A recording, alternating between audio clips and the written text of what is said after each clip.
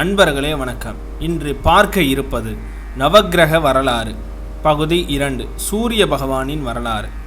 1000 கரங்கள் மறைத்தாலும் ஆதவன் ஒளி மறைவதில்லை என்று வரிகளுக்கிணங்க உரிய நவக்கிரகங்களின் தலைமை கிரகமான சூரிய பகவானை பற்றி பார்ப்போம். சூரிய பகவான் வரலாறு.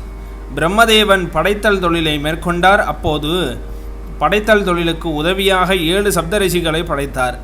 அந்த சப்த ரிஷிகளில் ஒருவர் மரிஷியும் ஆவார். மரிஷியின் மகன் கஷ்யபர் ஆவார்.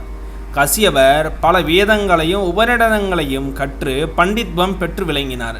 இவர் தக்ஷ பிரஜாபதியின் பெண்களில் 13 பெண்களை மணர்ந்து இந்த பூவுலகில் ஓரறிவு முதல் 6 அறிவு வரையான அனைத்து உயிர்களையும் படைத்தார். கஷ்யபருக்கும் கற்புக்கரசியான அதிதிக்கும் பிறந்த குழந்தைதான் சூரிய பகவான். இந்த உலகினை ஒளிபெறச் செய்யும் கடவுளாக கருதப்பவரும் இவரையே. நவக்கிரகங்களில் மிகவும் சக்தி வாய்ந்த கிரகமாக கருதப்படும் சூரிய பகவானே. காரணம், அனைத்து கிரகங்களையும் ஆளுமை செய்யும் தன்மை இந்த சூரியனுக்கே உண்டு.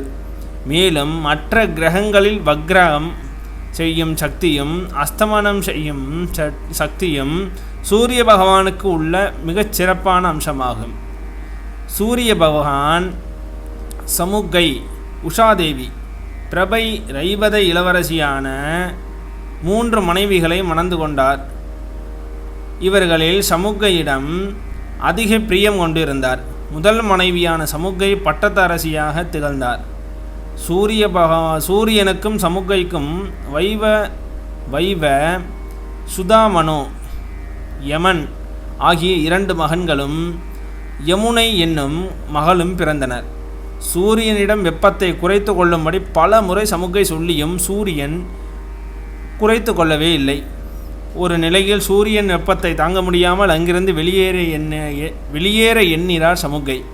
தான் இல்லாத இடத்தை பூர்த்தி செய்வதற்காக தன்னுடைய நிழலை கொண்டு தன்னை போன்ற ஒரு பெண்ணை படைத்தார். அந்த பெண்மணியே சாயாதேவி ஆவார்.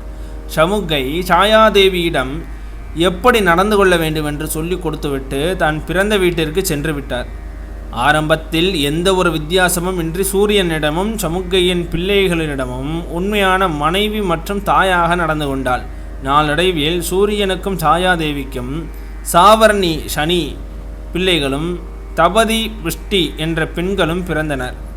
தன் பிள்ளைகளிடம் அதிக அன்பை காட்டிய சாயாதேவி சமுக்கையின் பிள்ளைகளிடம் மாற்றான் தாய் போல் நடந்து கொண்டார். இங்கு நடந்த எல்லாவற்றை யமன் அறிந்திருந்தாலும் சாயாதேவியிடம் எந்த பிரச்சனையும் செய்யாமல் அமைதியாக இருந்தார். ஒரு சூழ்நிலையில் சாயாதேவிக்கும் யமனுக்கும் கடுமையான வாக்குவாதங்கள் ஏற்பட்டன. வாக்குவாதத்தின் போது யமன் சாயாதேவியை கீழே தள்ளி உதைத்தார். இதை பார்த்து கொண்டிருந்த சனி யமனிடம் அதை கேட்க யமன் தன்னிடம் இருந்த கஜாயுதத்தால் சனியின் கால்களை அடித்தார். இதை கண்ட சாயாதேவி தன் மகனை அடித்த மற்றும் தன்னை உதைத்த யமனின் கால்கள் அழுகி போகட்டும் என்று சாபமிட்டாள். சாயாதேவியின் சாபத்திற்கு ஏற்ப யமனின் கால்கள் அழுகத் தொடங்கின. அழுகிய காலுடன் யமன் சூரியனை காண சென்றார். சூரியனிடம் யமனின் நிலையை கண்டு நடந்தது என்னவென்று கேட்டார். யமன் அங்கு நடந்த அனைத்து விஷயங்களையும் சூரியனிடம் கூறினார். எனவே சூரியன் சாயாதேவியை வெறுத்துவிட்டு சமுக்கையை தேடி சென்றார். அப்போது சமுக்கை சூரியனிடம் ஒரு நிபந்தனையை விதித்தார். சூரியனும் அந்த நிபந்தனையை ஏற்று தனது வெப்பத்தை குறைத்து கொள்கிறார். சூரியனுடைய அதிகப்படியான வெப்ப சக்தியை வெளியேற்றி சூலாயுதம் மற்றும் சக்கராயுதத்தை உருவாக்கி அதை சிவபெருமானுக்கும் விஷ்ணு பகவானுக்கும் எடுத்து கொடுத்தார். சாபம் பெற்ற யமனிடம் சிவபெருமானை நோக்கி தவம் இருக்க ஆலோசனை சொன்னார் சூரியன்.